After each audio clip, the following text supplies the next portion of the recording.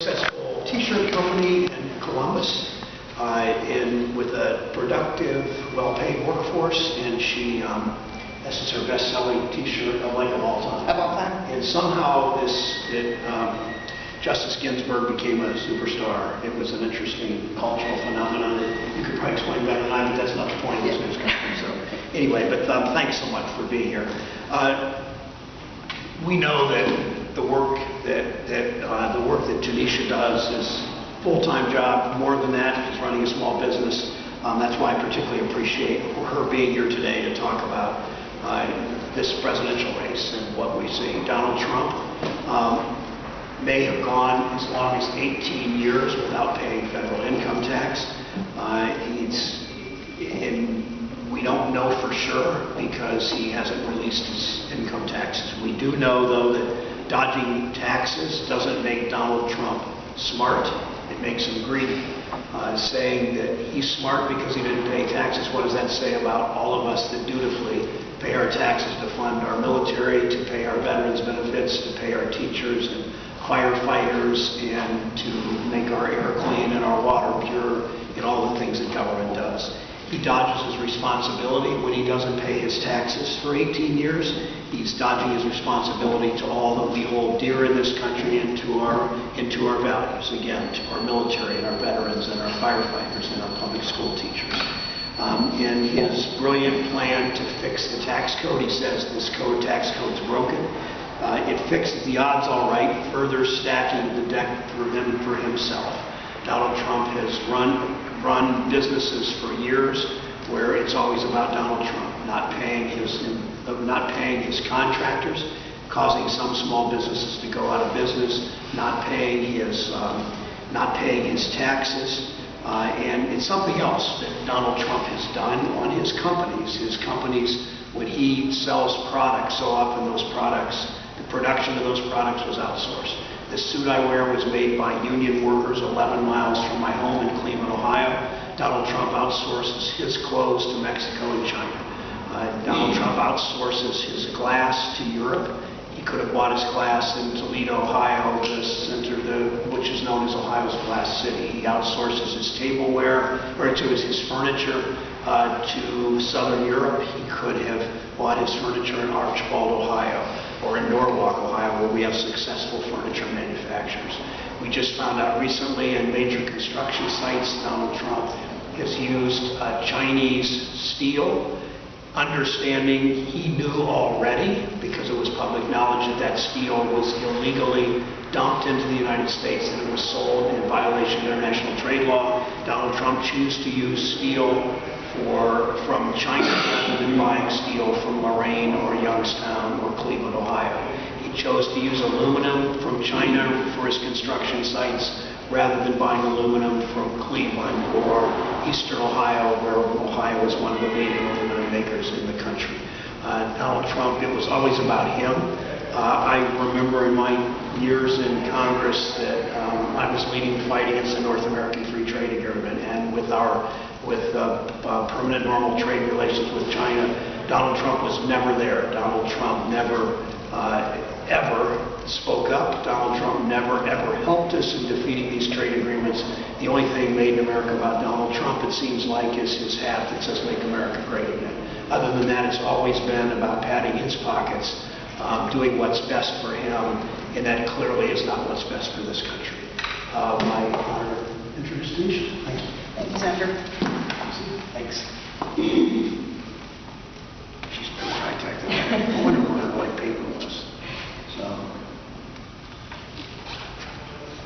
So I grew up in a small town in Missouri with not a lot of money, and had the opportunity to serve in the United States Army as an Arabic linguist, which was a great opportunity for me to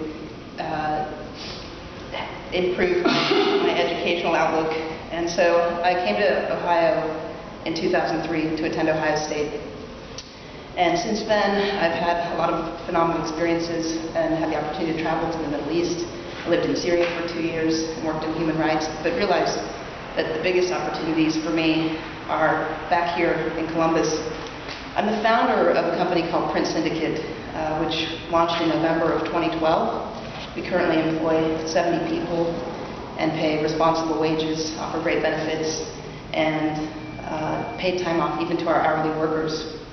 I'm really proud to have the opportunity to build a business in Ohio, and as a Black, lesbian, veteran, woman, entrepreneur, it's offensive to me to hear Donald Trump say that America is not great.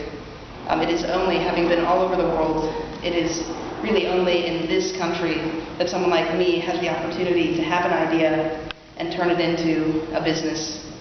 And we are making an impact on our community here in Columbus.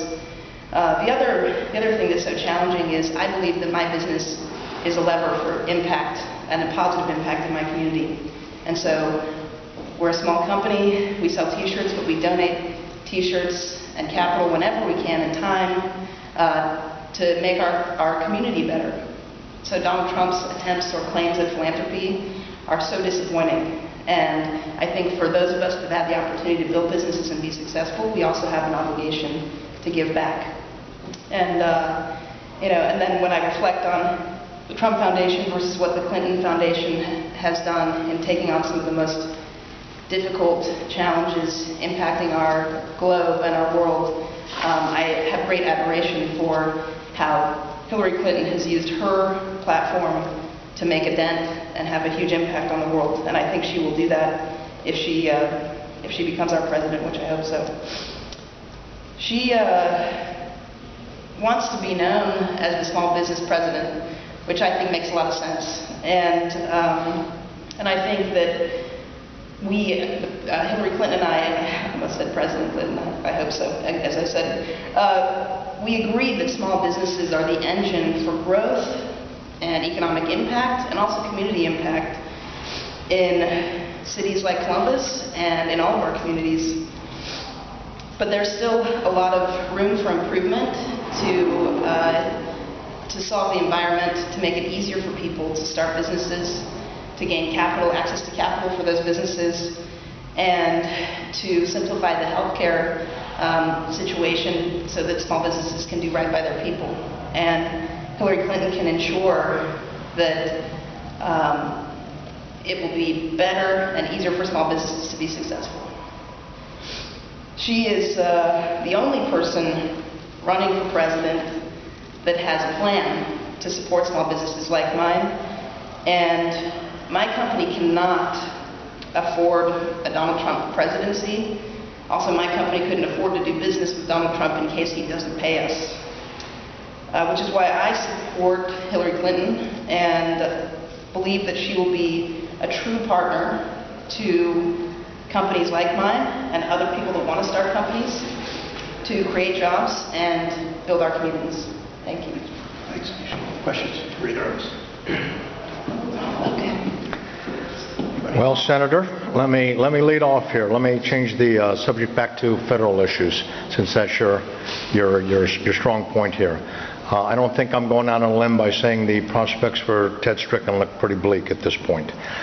There's a story that came out today that Paul Ryan and likely Mitch McConnell will exercise reconciliation next year. The president says his name isn't on a ballot, but his legacy is.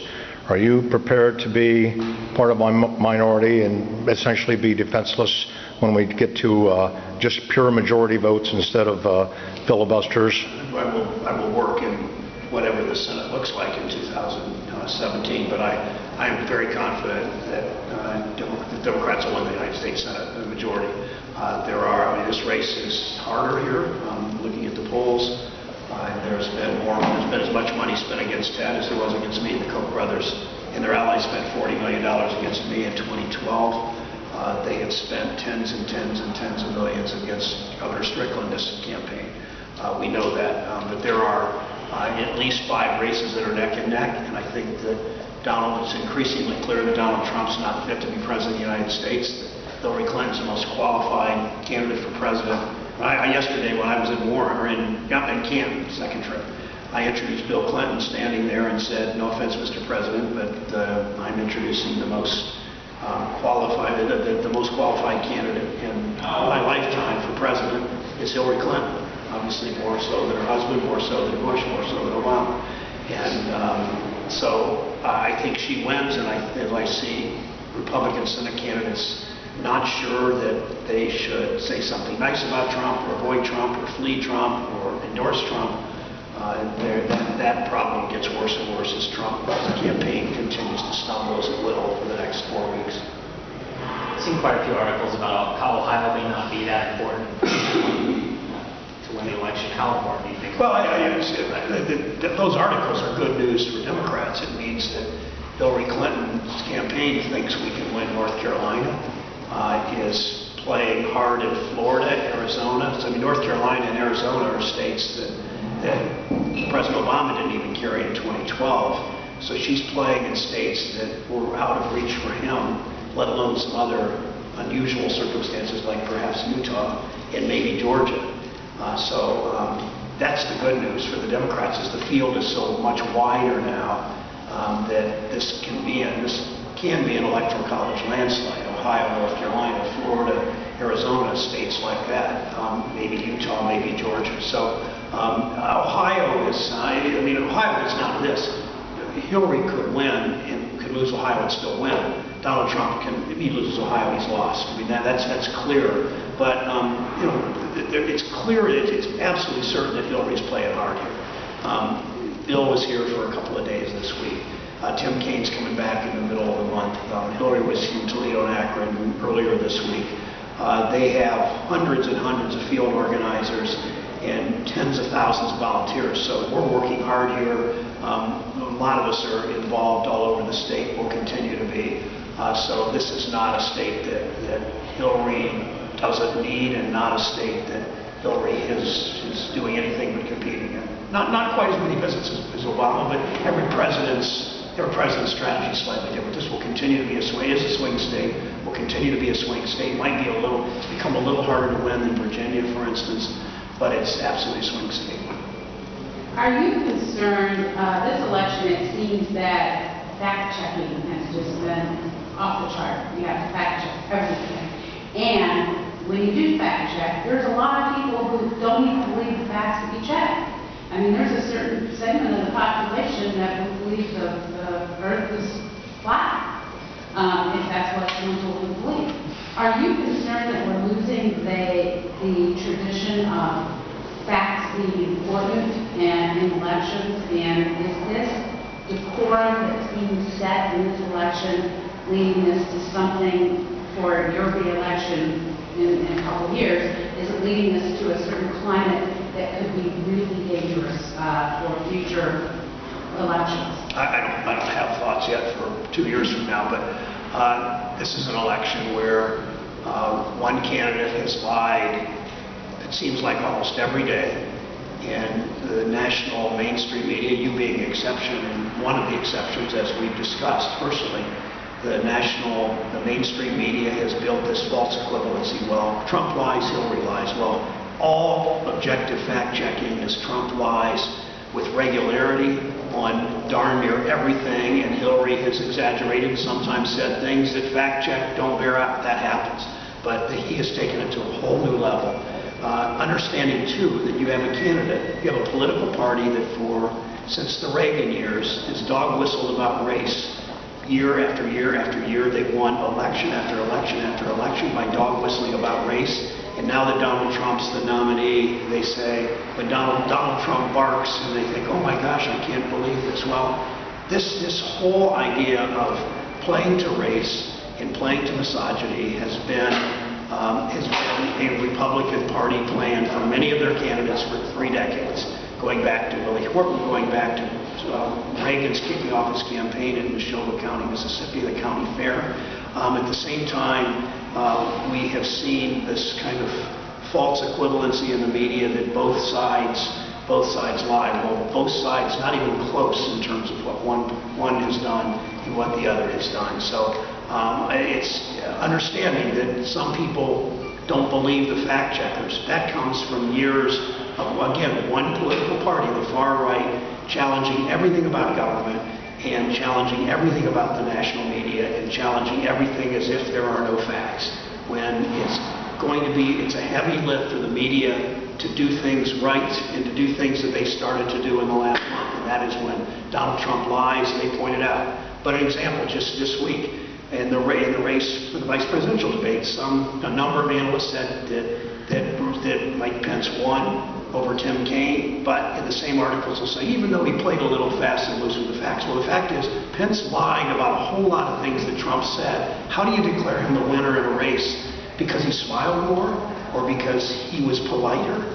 He wasn't the winner. Pence wasn't the winner because he lied several times, and that needs to be pointed out, using the word lie, not just, he's a little loose with the facts. And I don't mean to lecture, but we all have that responsibility to point out candidates in our own party don't tell the truth, candidates in the other party.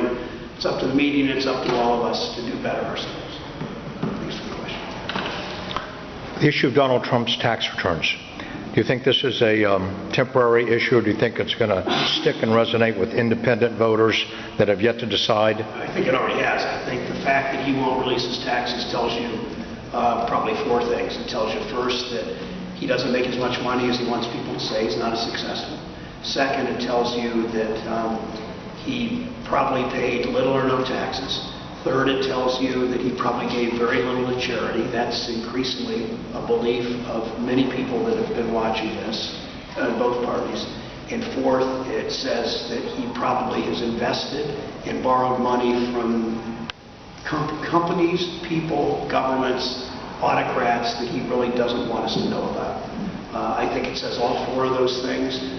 I think it's pretty clear that likely all four of those things happened, and it's really up to him to disprove it.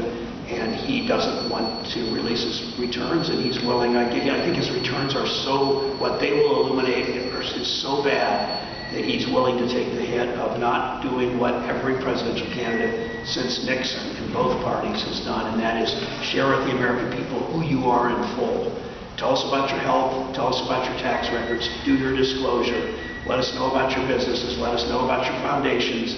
And one candidate's done that pretty thoroughly. One candidate has dug in and done it not at all. Thanks, everybody.